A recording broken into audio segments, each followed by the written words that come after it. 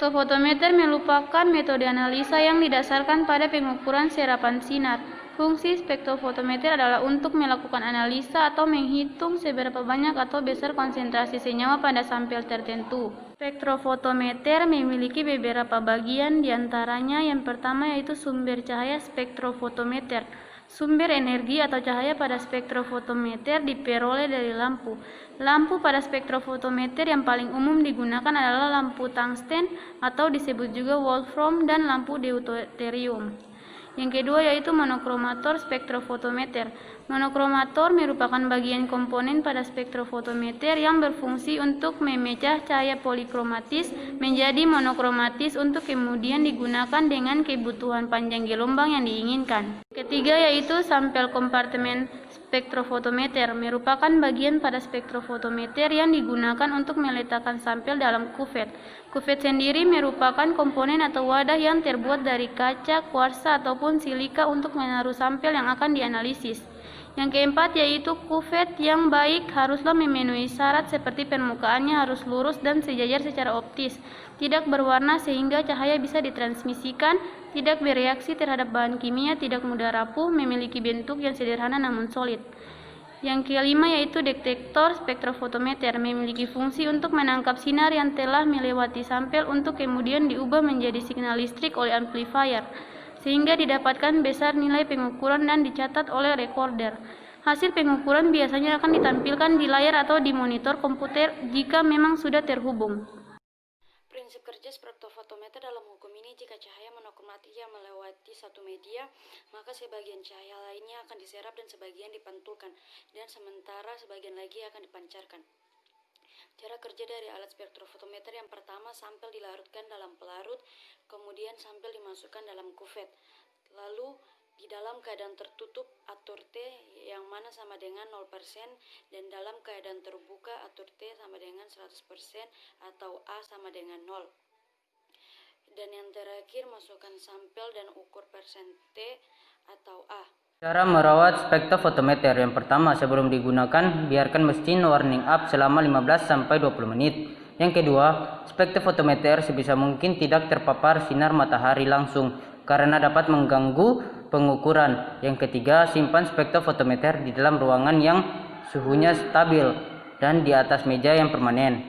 Yang keempat, pastikan kompartemen sampel bersih dari bekas sampel. Yang kelima, saat memasukkan kuvet, pastikan kuvet kering. Yang selanjutnya adalah kalibrasi alat spektrofotometer. Ada dua, yaitu secara panjang gelombang dan absorbens. Yang pertama, kalibrasi panjang gelombang. Menggunakan filter gelas helium oksida yang mempunyai panjang gelombang acuan Nm. Yang kedua, pasang filter gelas helium oksida pada kompartemen sampel dan kompartemen pembandingan. Dibiarkan kosong. Yang ketiga, scan spektrum serapan helium oksida dibandingkan panjang gelombang. Spektrum yang diperoleh dengan data panjang gelombang acuan. Yang kedua, cara kedua, kalibrasi spektrofotometer dengan cara kalibrasi absorbans.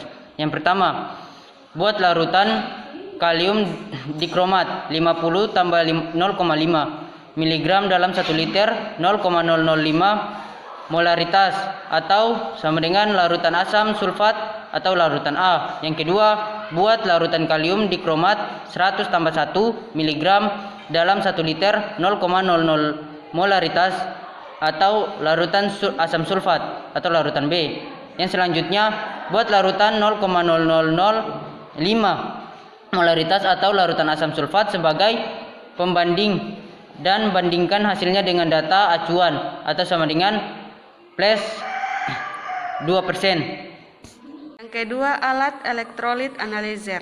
Alat elektrolit analyzer merupakan alat yang digunakan untuk pemeriksaan hematologi klinik guna mengetahui kadar hemoglobin, leukosit, trombosit, dan hematokrit. Fungsi alat ini untuk mengukur kadar elektrolit dalam larutan. Bagian dan fungsi alat elektrolit analyzer. 1. Layar. Fungsinya menampilkan informasi seperti status pengoperasian. 2. Keypad numerik. Fungsinya mulai atau berhenti dan untuk mengetik atau memasukkan angka.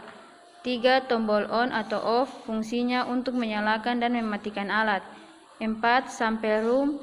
Fungsinya untuk memasukkan sampel ke dalam alat. 5. Thermal printer. Fungsinya untuk mencetak hasil pengukuran. Prosedur penggunaan alat electrolyte analyzer. 1. Hidupkan power on yang ada di belakang alat. 2. Proses inisialisasi alat-alat dalam standby. 3. Lakukan proses CAL 2 alat dalam kondisi ready. 4. Insert sampel serum automatic sampling, tarik tangkai jarum. 5.